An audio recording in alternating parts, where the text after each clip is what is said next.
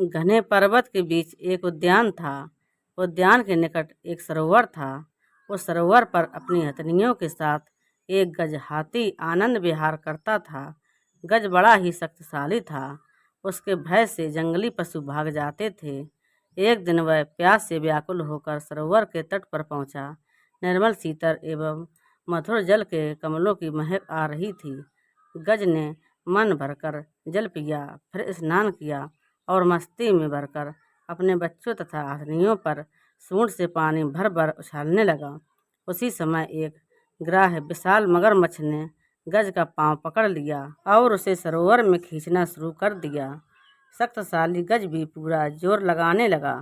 इस संघर्ष में कभी ग्राह सरोवर के तट पर खिंचा चला आता तो कभी गज सरोवर के भीतर चला जाता। इस प्रकार लड़ते लड़ते उन्हें बहुत समय बीत गया। ग्राह तो जलचर था, अतः सरोवर में उसकी शक्ति की वृद्धि होती रही, लेकिन गज की शक्ति क्षीण होती चली गई।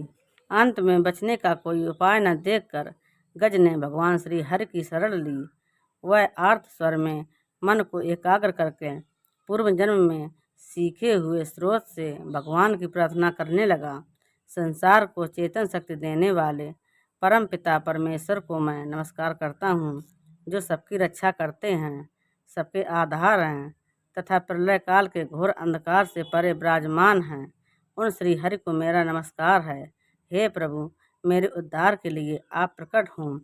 गजेंद्र की करुण पुकार सुनकर तत्काल गरुड़ पर सवार होकर श्री हरि वहां पहुंचे। गजेंद्र ने देखा कि श्री हरि आ रहे हैं तो उसने अपने सूंड से कमल का सुंदर पुष्प उठाया और भगवान के चरणों में चढ़ा दिया।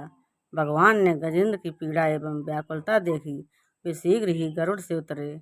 गज एवं ग्राह दोनों को एक साथ उठाकर वे बाहर लाए और चक्र से ग्राह को मुख फाड़कर गजेंद्र की रक्षा की। ब्रह्मा, शंकर तथा सभी देवता एवं गंधर्वों आदि ने भगवान की प्रदक्षिणा की। भगवान के स्पर्श से वह ग्राह भी मुक्ति पद पा गया। गजेंद्र पूर्व जन्म में द्रविड़ देश का राजा था। वह राजपाट त्याग कर मलय पर्वत पर तपस्वी वेश में रहता था। एक बार स्नान आदि से निवृत्त होकर राजा भगवान की आराधना में मौन बैठा था। उसी समय अगस्त्य मुनि अपने शिष्यों के साथ उस मार्ग से आए।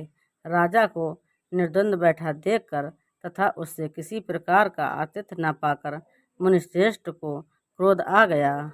उन्होंने उसे श्राप दिया कि अभिमानवश ब्राह्मणों का अपमान करने के लिए तू हाथी के समान बैठा है, अतः तू हाथी की योनि प्राप्त करे। इसी कारण उस राजा ने गजेंद्र की योनि में जन्म लिया, लेकिन पूर्व जन्म के संस्कार बस गजेंद्र को भगवान की स्मृति बनी रही। तो दोस्तों, अगर आप हमारे चैनल पर नए हो तो प्लीज़ हमारे वीडियो को लाइक करें और चैनल को सब्सक्राइब करें। धन्यवाद।